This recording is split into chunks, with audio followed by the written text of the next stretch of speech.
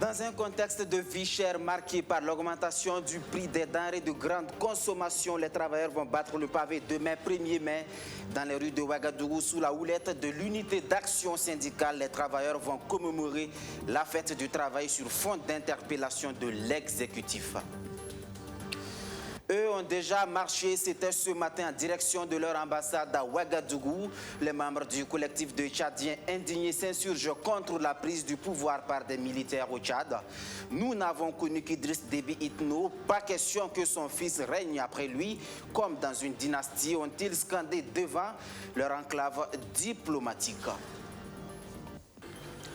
Nouveau rebondissement suite à l'attaque qui a connu la mort de 4 individus, dont 2 Espagnols. Leur pays exige toute la lumière sur les événements produits sur l'axe Fada-Pama. Vous entendrez le ministre des Affaires étrangères espagnol dans ce journal. Voilà pour les titres. Bonsoir, mesdames et messieurs. Merci de nous suivre. Ces chiffres, pour commencer, tenez-vous bien, ils font froid dans le dos. 6 000, c'est le nombre de personnes qui meurent chaque jour dans le monde des suites d'un accident du travail ou d'une maladie d'origine professionnelle. Ces statistiques du Bureau international du travail obligent à la réflexion au cours de cette 18e journée mondiale de la sécurité et santé au travail. Célébrée ce 30 avril, au-delà de la réflexion, le gouvernement s'est engagé à réduire au maximum les risques liés au travail. Arsène Konditambi.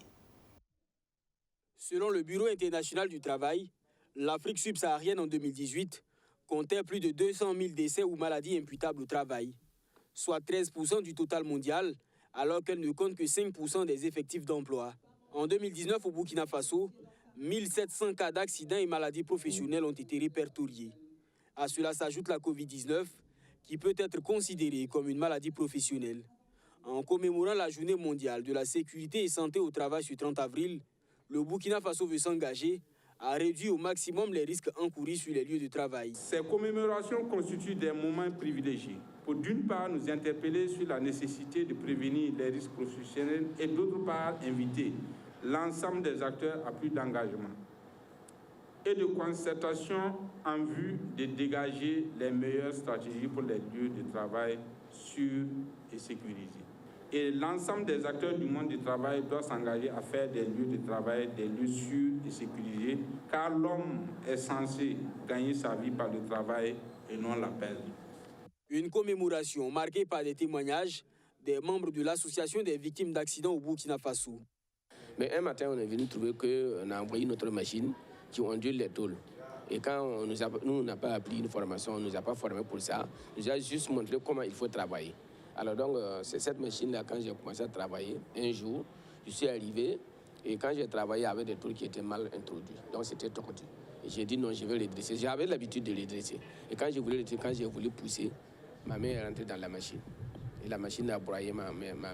Les entreprises étant le mieux illustrées en matière de santé et sécurité au travail ont été primées. Sur 100 services contrôlés de 2018 à 2020, 20 étaient éligibles et 3 ont été primés. La Carrefour est classée première, suivi de Nantou Mining et de la SNC Tech. Ce prix traduit le couronnement des efforts fournis par la société Trevali Perquois à travers toute sa hiérarchie, la direction. Et ce prix, vous pouvez le constater, nous sommes les premiers dans le secteur privé.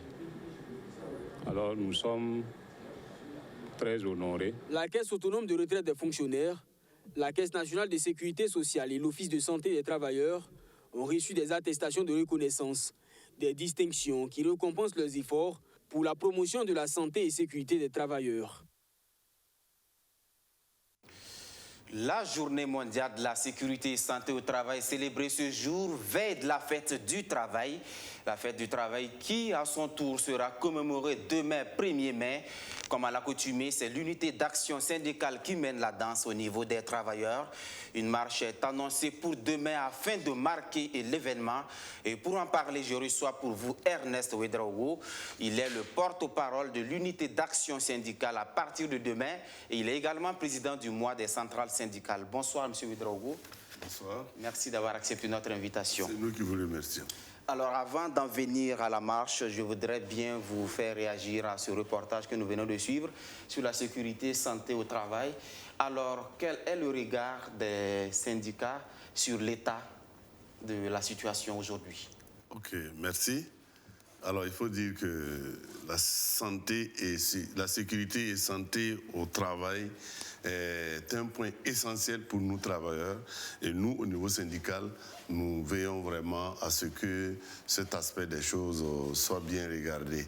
Parce que nous savons qu'il y a en tout cas beaucoup de travailleurs qui, des suites de leur activité, contractent des maladies très difficiles à soigner et le plus souvent, ils perdent même leur vie dedans. Et aujourd'hui, il faut dire que c'est important et nous invitons vraiment le gouvernement à mettre beaucoup l'accent sur cet aspect des choses. Comme l'a dit quelqu'un, on travaille pour gagner sa vie, ce n'est pas pour la perdre.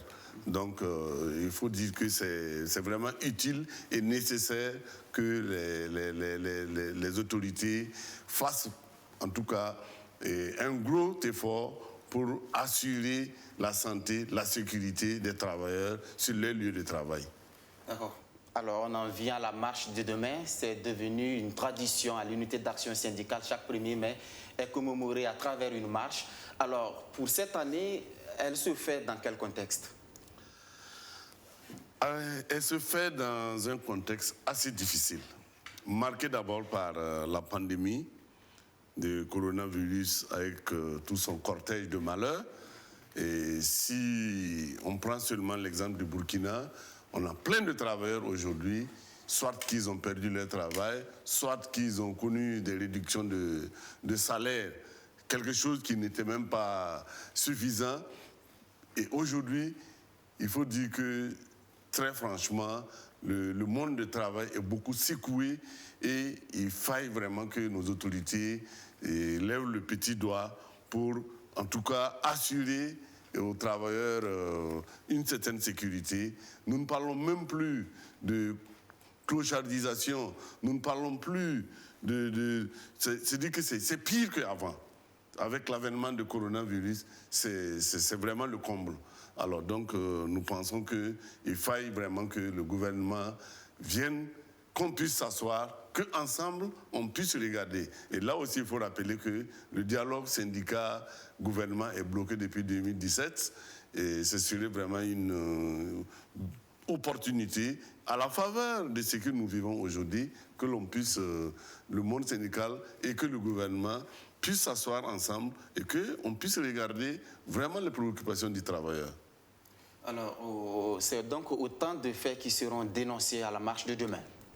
Comme vous le dites, nous ne sommes pas allés avec le dos de la cuillère, nous n'avons pas, en tout cas, la langue de bois, on a dit les choses comme on les vit, on a dit les choses qu'il faut dire, parce qu'aujourd'hui, il faille vraiment qu'une bonne fois, on puisse poser nos préoccupations, les préoccupations des travailleurs, et qu'ensemble, les autorités regardent ce qui peut être fait pour vraiment sortir les travailleurs de la misère et en la faveur du coronavirus qui ne fait que s'augmenter.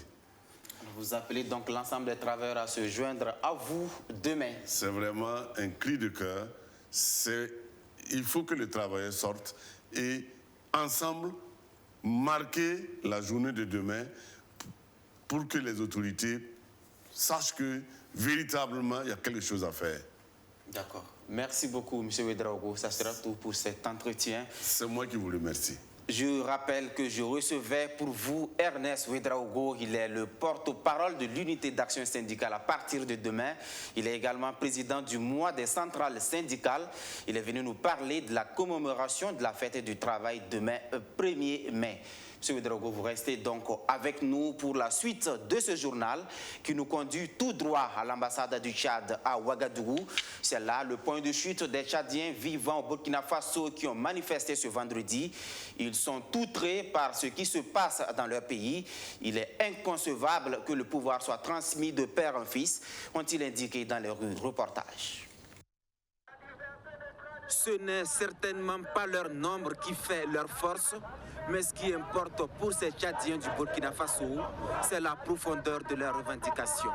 À la patrie mère, ça ne va pas, et depuis leur pays de résidence, ils battent le pavé pour exiger un changement de situation.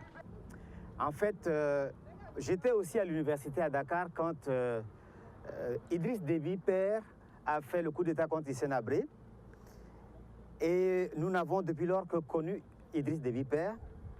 Et maintenant que moi aussi j'ai un enfant qui va à l'université, Idriss Déby, père, disparaît. Et c'est un autre Déby, fils, qui est mis à la place. Et je trouve que c'est complètement inacceptable. Le président Thomas Sankara a dit « La patrie ou la mort, nous vaincrons ». Mais nous, Tchadiens, j'aimerais dire « La patrie et la vie, nous vaincrons ». La patrie et la vie, ils vaincront. Un message empreint de patriotisme qui a été livré ce vendredi.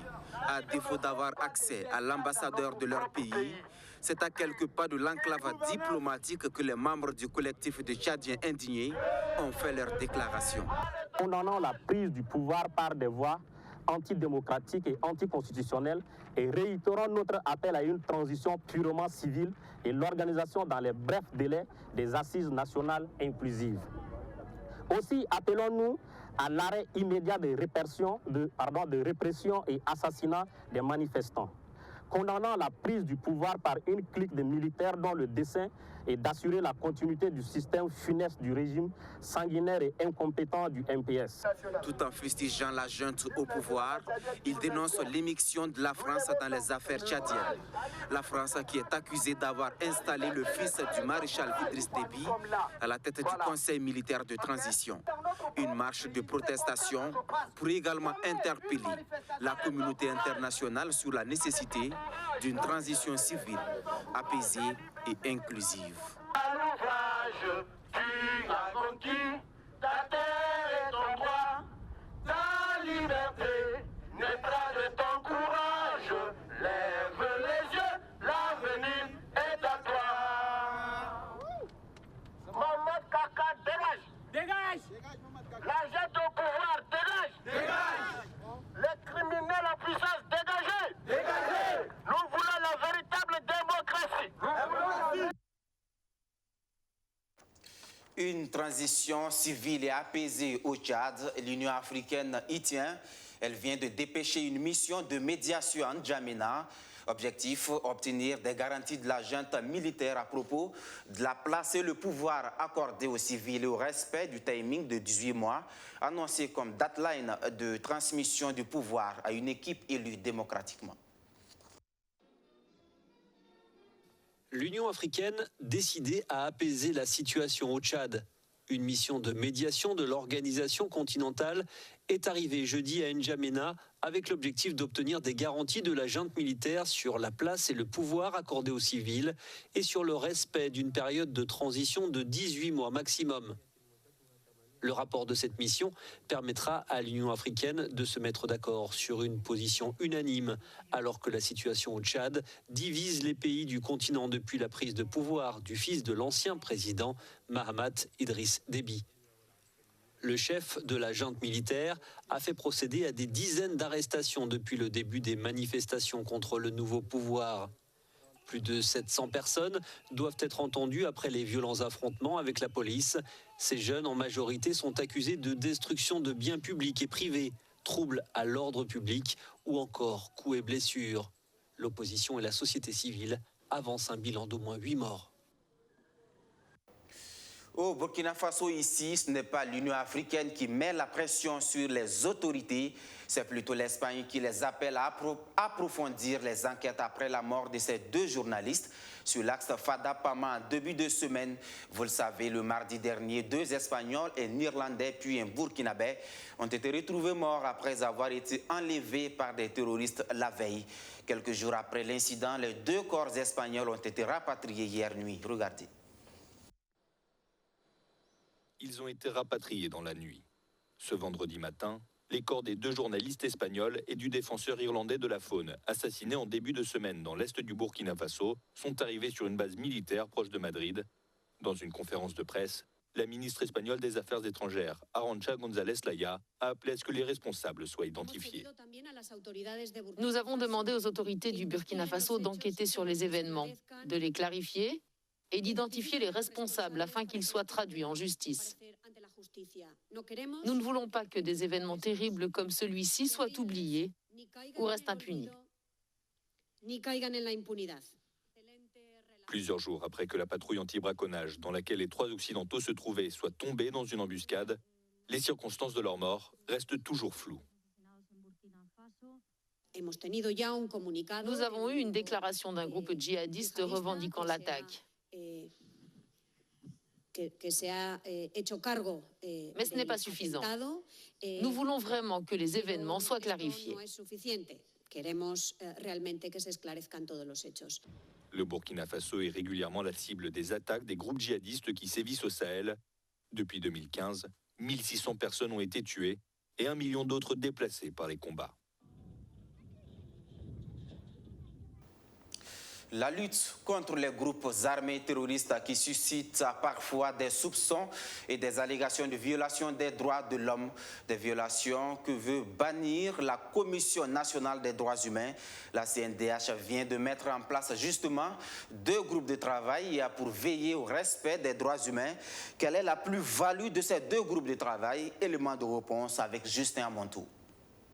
La Commission nationale des droits humains, CNDH, procède à l'installation de 2 groupes de travail ce 29 avril. L'institution veut, à travers ces groupes, impacter favorablement les questions des droits humains au Burkina Faso. La mise en place de ces groupes de travail s'inscrit dans la vision de mon institution d'asseoir une concertation permanente et des cadres d'action commune avec des acteurs publics et de la société civile dans des domaines aussi pertinents que sont la prévention des abus et l'accès à la justice par les victimes. Je ne doute pas que vos implications à différents niveaux, que ce soit, nous permettront d'envisager des actions pertinentes à mettre en œuvre afin d'atteindre nos objectifs de prévention des abus et violations des droits humains et ceux d'accès à la justice pour des victimes des violations. Le premier groupe va travailler sur les préventions des conflits, abus et atrocités et le second groupe restera focus sur les accès des victimes à la justice. Il s'agit pour chacun des groupes, notamment celui d'aujourd'hui, de travailler à identifier les causes des conflits, les causes justement de certaines crises qui peuvent aboutir à des violations des droits humains, pour qu'ensemble on puisse identifier des stratégies de prévention, parce que certes, il faut protéger les droits humains, il faut enquêter, il faut réprimer les violations des droits humains, mais c'est encore mieux de les prévenir. Après l'installation, les groupes pourront désigner leurs représentants pour des missions de droits humains au Burkina Faso. La région du Nord, du Centre-Nord, du Sahel et de l'Est sont les régions cibles du programme de la CNDH. Produire plus de 2 millions de cartes nationales d'identité burkinabé en 2021, c'est l'ambition affichée de l'Office national d'identification. Un grand défi, le directeur général Aristide Béré le sait. Voilà pourquoi il multiplie les initiatives et autres rencontres au profit de l'ensemble de la chaîne de production. Ce 28 avril, ce sont les agents des centres de traitement intermédiaires des données à Bobo Dioulasso qui ont été rencontrés. L'idée, c'est de revisiter les procédures de travail afin d'arrêter de bonnes pratiques à même de satisfaire les citoyens en matière de délivrance de CNIB. Majid Bakouan. Un face-à-face entre les agents des centres de traitement intermédiaire des données et la direction générale de l'ONI, l'Office national d'identification. Réunis à Bobo Dioulasso, Aristide Béré et ses collaborateurs font le bilan des activités de l'année précédente et recueillent des propositions pour améliorer le service de délivrance de CNIB, la carte nationale d'identité burkinabé. Leur rôle d'intermédiaire entre les agents collecteurs photographes et l'administration centrale est fondamental en termes de remontée de l'information, en termes d'encadrement technique, en termes aussi de suivi quotidien de la collecte et de la distribution des cartes nationales d'identité.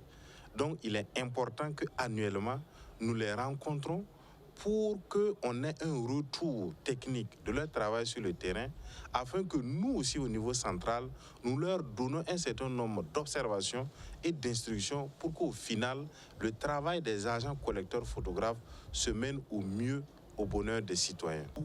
La CNB étant importante pour les élections municipales à venir, l'ONU veut accélérer les choses afin de permettre à bon nombre de Burkinabés de s'en procurer. Il faut dire également que dans une perspective d'anticipation, nous prévoyons des opérations spéciales à l'horizon septembre-octobre 2021 à l'effet d'absorber les demandes et les besoins en carte nationale d'identité en perspective des élections municipales de 2022. Donc tout cela réuni montre que cette rencontre est importante et il était nécessaire de la tenir. Ils sont au total 70 agents de l'ONU qui prennent part à cette rencontre. Une rencontre qui devra leur permettre d'être mieux outillés pour relever le défi de l'année 2021, qui est de produire plus de 2 millions de CNIB. Après l'étude nationale prospective Burkina 2025, place à une nouvelle étude prospective dénommée Burkina 2060. Burkina 2060, c'est toute une vision, toute une stratégie qui veut façonner le pays des hommes intègres pour le rendre émergent. L'étude aux grandes ambitions était au cœur d'une rencontre qui a pris fin hier à Koudougou, une rencontre qui a permis d'évaluer la précédente étude afin de tirer leçon des insuffisances et de capitaliser les acquis dans la mise en œuvre. Les détails de Simon Sefas Bamouni avec la voix de Benjamin Kwame. La Direction générale de l'économie et de la planification s'est engagée dans un processus permanent de renforcement des capacités techniques des cadres des directions générales des études et des statistiques sectorielles des différents ministères. La section de Koudougou s'inscrit dans cette logique avec une ligne de conduite visant à se familiariser par exemple avec les méthodes et outils prospectifs. Il s'agira de s'approprier l'esprit des principes et de la démarche prospective, de se familiariser avec les méthodes et les outils d'une étude prospective, de se familiariser avec les logiciels prospectifs MICMAC et MACTOR et de conduire des études de cas. Aussi voudrais-je vous exhorter à ne ménager aucun effort afin qu'au sortir du présent atelier, vous puissiez être suffisamment outillés pour assurer dans vos structures respectives les missions de prospective. Le Burkina Faso ambitionne avoir son mot à dire clairement dans le Conseil des Nations dans les années à venir, une vision qui s'inscrit dans un contexte de globalisation mondiale. Et pour y arriver, il appartient au pays de se donner tous les moyens et dès à présent pour imaginer le Faso à l'horizon 2060. Nous sommes dans un monde de plus en plus globalisé où chacun des États essaie de se positionner sur la scène internationale. Et au niveau du Burkina Faso, il était de bon temps que nous puissions regarder quel est le futur Burkina que nous voulons construire. Quels sont les moyens que nous devons mettre pour le construire? Quelles sont les capacités que nous devons mobiliser pour réussir cet objectif? En parlant donc du futur Burkina, la prospective, c'est quoi? La prospective, c'est construire, penser, réfléchir et mettre les moyens à disposition pour réussir donc à façonner le futur que nous voulons. Et le futur Burkina que nous voulons, c'est un Burkina qui a émergé. Et sur cette base-là, il s'est apparu nécessaire de renforcer les capacités donc, des cadres, bien sûr, du ministère, mais aussi donc, des différentes directions générales des études et des statistiques sectorielles.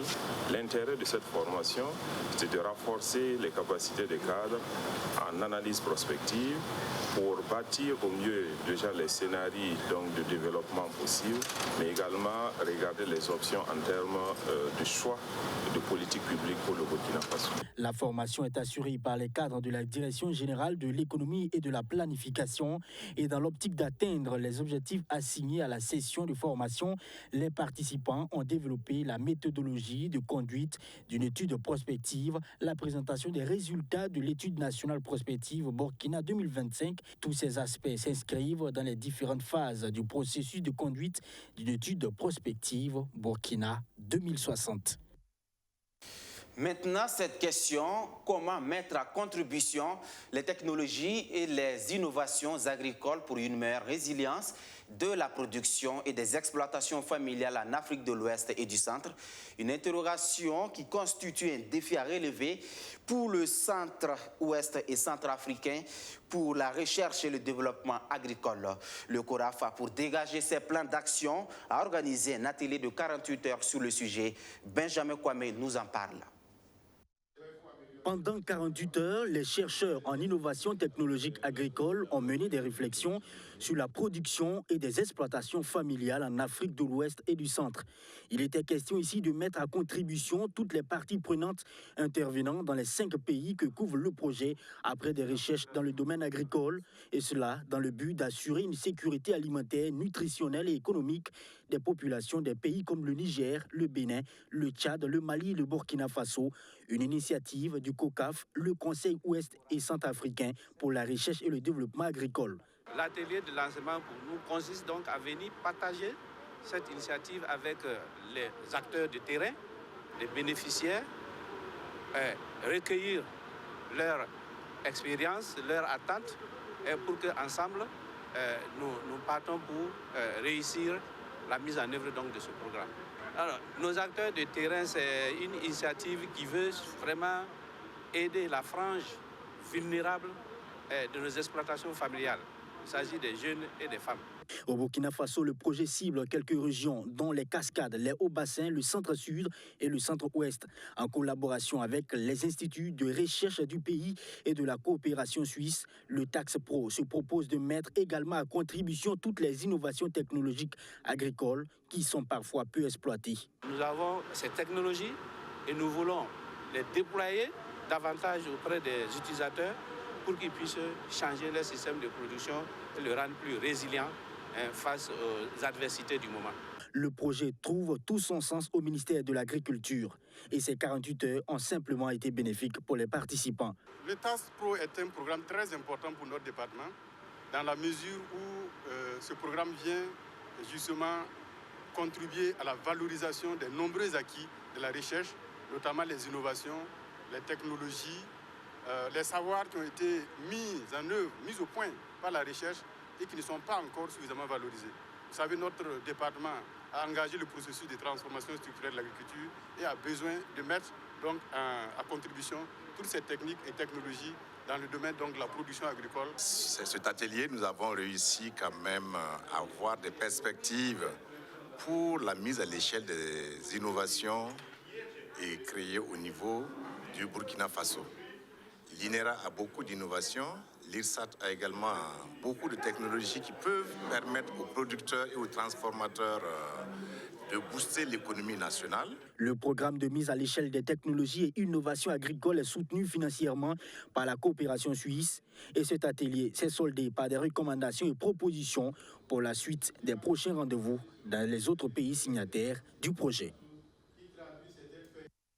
Et pour finir, ce partenariat qui rapporte gros aux entreprises victimes de la crise sanitaire qui sévit en ce moment, d'une valeur de 655 milliards de francs CFA, l'initiative qui veut redonner de l'espoir aux entreprises éprouvées a fait l'objet d'une convention entre Proparco et la Société Générale Française du Burkina Faso. Justin Amonto a été témoin de la matérialisation du partenariat. Voici pour vous son compte-rendu.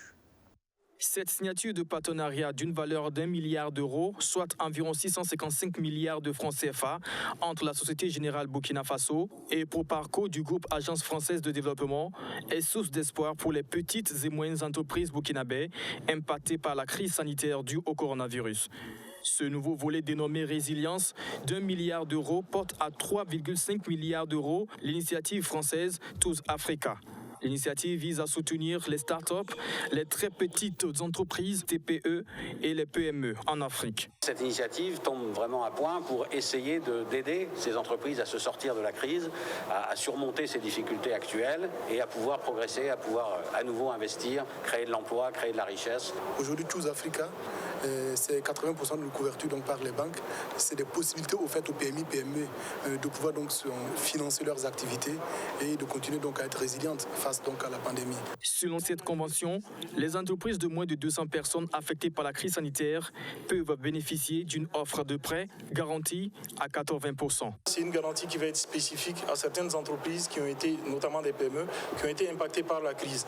La flexibilité, ça sera que pour nous, lorsqu'on a un financement, on sait qu'à Proparco, derrière, il y a ce type de garantie.